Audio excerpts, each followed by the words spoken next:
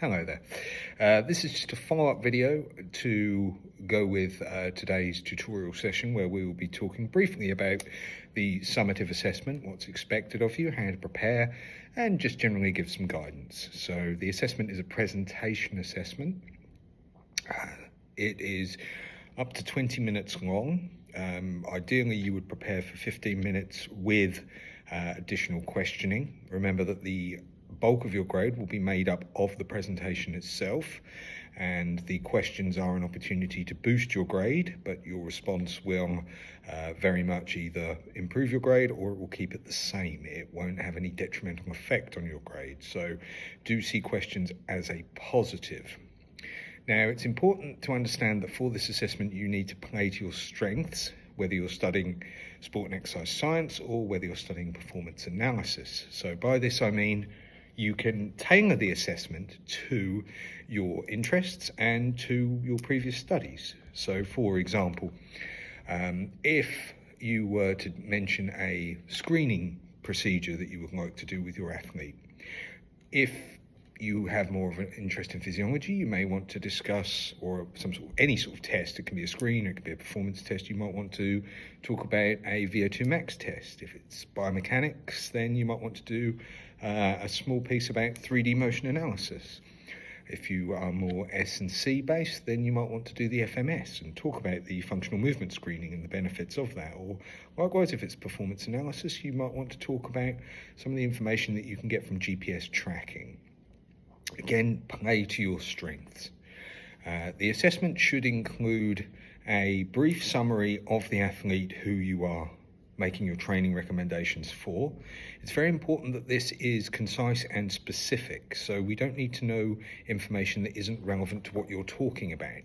So if you have a male athlete in their, 30s with let's say a year's training experience with resistance exercise, that's relevant information for your training program. We don't need to necessarily know how many days a week they perform their sport or exercise if it's not relevant. So do bear that in mind, that your summary of your athlete should be relevant to what you're going to discuss. That's crucial. After that, ideally you would present your training recommendations. This can be very basic. If you don't have much experience with strength and conditioning or biomechanics. So you could just say you're going to do several weeks of resistance training, several weeks of plyometric training, several weeks of agility training, for example. Or if you are more inclined towards more specific training program design, you can talk about sets, reps, different types of training methodologies. That's fine. The training program itself is not where the bulk of your grade is made. It's in the depth of the information that you discuss after that. So for example, if you do have a thorough S&C program design where you list all the different exercises, sets and repetitions, what we don't want is for you to discuss each exercise in detail. For example, let's say you have a football player and you're going to recommend hamstring eccentric exercise, whether that be a Nordic lower or a razor curl or some sort of eccentric training on a resistance piece of machinery, whatever, it doesn't matter. But you can just simply put eccentric training, or you can be specific and say a Nordic lower. Doesn't matter, because what's important then is that after that you discuss what you're going to do in detail, and that's where the majority of your grade comes in. It's in the depth of information. You don't need to talk about every single recommendation that you make in your program. In fact, I encourage you not to do that. You need to talk about specific training recommendations. So if you are going to talk about plyometrics, for example, you could talk in depth about the benefits of a counter movement jump squat, or you can talk in depth about plyometrics. So it's up to you, you see. So it's as long as you get that depth of information in there, that's what's more important than talking about the breadth of your training program. So really do take advantage of the fact that you can play to your strengths. So realistically, I would say no more than 5 minutes, ideally 4 or 3, on an introduction to your athlete. Make it based around a needs analysis. So make your description of your athlete specific to them and to the sport or exercise that they're interested in. And your training recommendations should reflect that.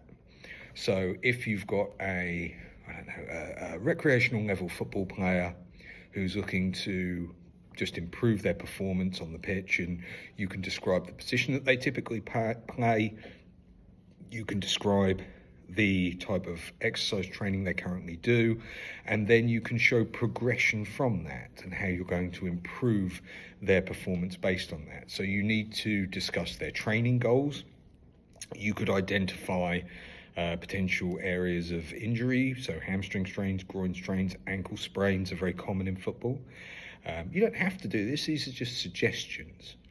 And you can then address that in your program and talk about that afterwards. So the athlete specific, their training goals, the athlete specific talk, their training goals, and your recommendation should be ideally about 4 minutes or so of your presentation, if not less. Don't completely skim over it, but likewise, it shouldn't be the bulk of your discussion. The bulk of your grade will come from the more detailed discussion that comes after the initial introduction, because at the end of the day, the overview of who your athlete is and the training program and any testing or screening procedures you want to do is very descriptive for the most part.